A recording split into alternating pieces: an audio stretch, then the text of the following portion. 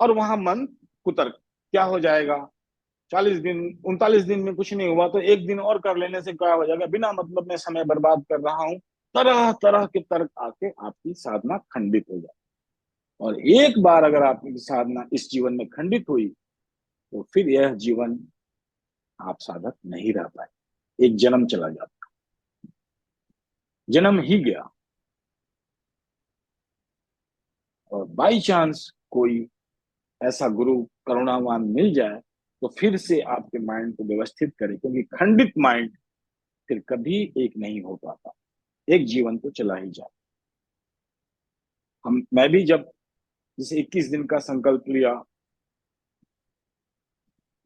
21 दिन एक कमरे में बंद साधना कर रहे हैं, 1 2 3 दिन ऐसे, और जैसे ही वो 21वां दिन आने को है, 19 दिन के बाद से ऐसी बेचैनी, इतने तर्क, क्या हो जाएगा अब 19 दिन में, तुम्हें कुछ नहीं हुआ, 20 दिन में नहीं हुआ तो ये 21वें दिन में क्या होगा, तुमने तो अपना जीवन बर्बाद कर लिया, न कमाया न धमाया न लोगों से मिला, ये तो जीवन व्यर्थ चला गया 21 दिन। जैसे कि 21 दिन जीवन के अगर कितनी बार मिले हैं और हमने कौन सा पहाड़ तोड़ लिया। लेकिन ऐसा होता है। एक बार एक लड़की ने, वही 21 दिन की, 20 दिन वो बैठा रहा अपनी जगह पे, 21वें दिन उसके दिमाग ने कहा कि अब भूकंप आएगा, ये छत तुम्हारे सर पे गिरेगा, तुम यहीं मर जाओगे। और इंडिकेशन था कि दरवाजा तुम्हें नहीं खोलना। और 21वें दिन वह दरवाजा तोड़ के बाहर, माइंड ने ऐसा गेम दिया उसे। इसीलिए पतंजलि का पहला ही सूत्र, एक ही सूत्र, सतु दीर्घकाल नैरंतरिक सत्कार से दृढ़ भूमि। तो ये दृढ़ भूमि एक बार खंडित होने के बाद फिर नहीं मिलती इस जीवन में किसी।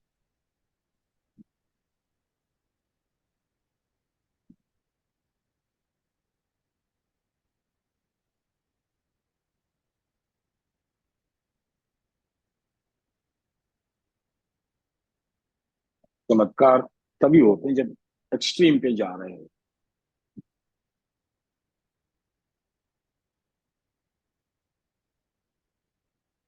3 साल भी कोई व्यक्ति सुबह शाम ना कुछ जाने बुझे चुपचाप एक जगह पे अपने इष्ट की मूर्ति के सामने बैठ जाए 1 घंटा,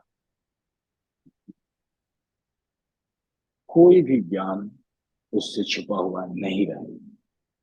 सो भी जाए टाइम से, सुबह शाम 1 घंटा आसन में लेट जाए, योग निद्रा ही करे, खर्राटे भी ले, तो भी करंकणी मुद्रा पैदा हो जाती है। और वह ज्ञान देती है जो दुर्लभ है। यही सूत्र है सबके इसका।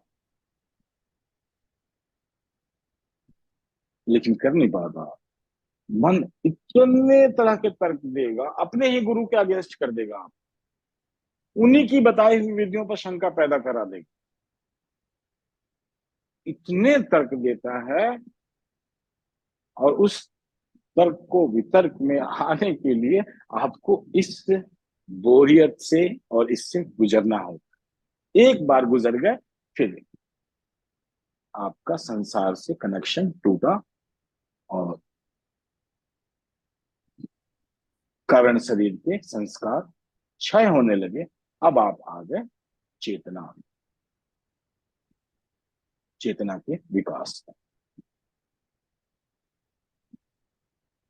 अहंकार से आपको मुक्ति मिली। अहंकार से मुक्ति मिलने का मतलब यह है कि अहंकार मन को पैदा करता है, और मन से इंद्रियां और ऑर्गन्स पैदा होते हैं। तो इन सब से आपको मुक्ति मिलती है, और यह है राजयोग, द रॉयल पाथ,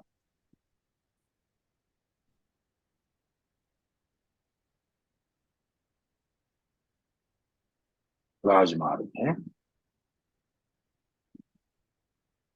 अब आप निर्णय लेके कुछ भी खा सकते हैं, कुछ भी पी सकते हैं, कोई भी क्रिया कर सकते हैं। आपका मन हो राजनीति में जाना हो, राजनीति में चले जाइए। आपका मन है बिजनेसमैन बनना हो, जैसे भी आप अपनी साधना को संभाले, क्योंकि संप्रज्ञात मात्र मिल गई। अब आप सोच सकते हैं, विचार कर सकते हैं, कंप्रिहेंशन कर सकते हैं, उसकी सिंथेसिस भी कर सकते हैं, उसका विश्लेषण भी कर, हर तरह की फैकल्टी डेवलप, और सब मिलकर आप एक निर्णय लेने लगते हैं। और निर्णय की रिस्पॉन्सिबिलिटी ले, निर्णय का सही गलत होना मायने नहीं रखता, निर्णय का उत्तरदायित्व लेना मायने। हमने यह निर्णय लिया, यह सही है या गलत है, इस पर मत जाइएगा, क्योंकि बहुत मुश्किल होगी। उसका उत्तरदायित्व बस लेना हो कि हमने निर्णय लिया, इसका उत्तरदायित्व लेता हूं, इसका फल जो भी आएगा वह मैं आत्मसात करूँ।